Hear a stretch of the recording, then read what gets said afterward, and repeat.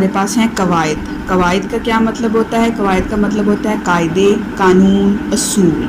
ठीक है, अब आज हम देखते हैं कि हम कौन से असूल के मुतल्लिक पढ़ेंगे। यहाँ पर है इस्म। इस्म का क्या मतलब है? नाम।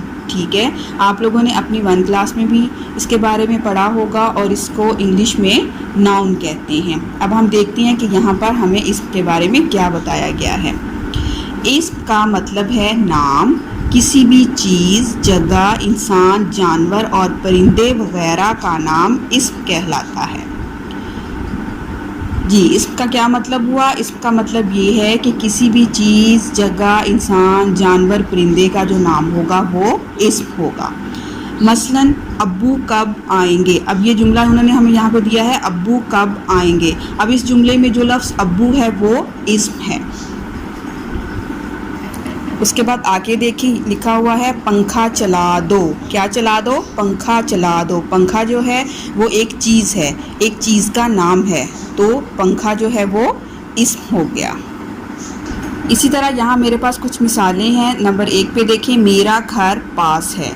मेरा घर पास है, इसमें घर जो है वो एक जगह का नाम है, तो इसको हम सर्कल कर देंगे कि ये हमारा इस्म हो गया। उसके बाद अली ने तोता पाला। अली जो है वो एक बच्चे का नाम है और तोता जो है वो एक परिंदे का नाम है। उसके बाद नंबर 3 में देखें, दरवाज़ा बंद कर दो। क्या बंद कर दो? दरवाज़ा बंद कर दो। और दरवाज़ा जो है वो एक चीज़ है। उसके बाद है ये मेरी घड़ी है। घड़ी जो है वो एक चीज़ का नाम है।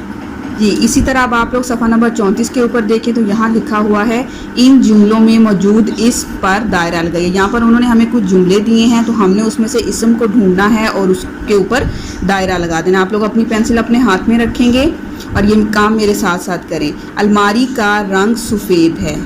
अब इसमें क्या इस्म आ रहा है? अलमारी। शाबाश। अलमारी जो है वो एक चीज़ का नाम है, अलमारी जो है वो इस्म है। उसके बाद दूसरा देखें, वो दरख्त बड़ा है।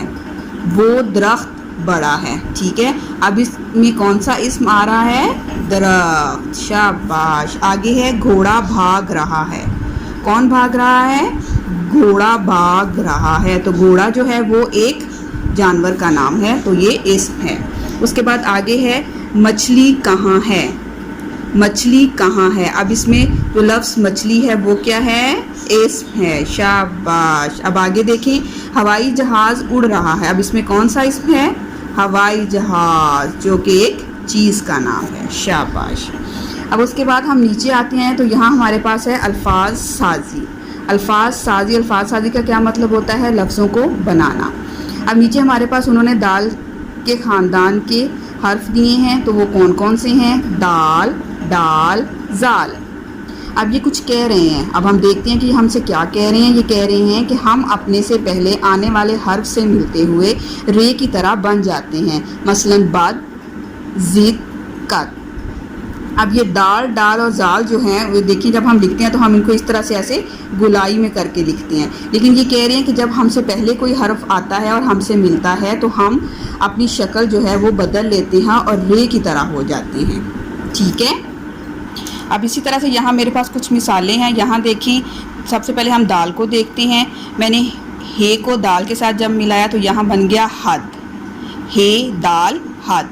दाल जो है वो उसने अपनी शक्ल बदल ली और रे की तरह हो गया।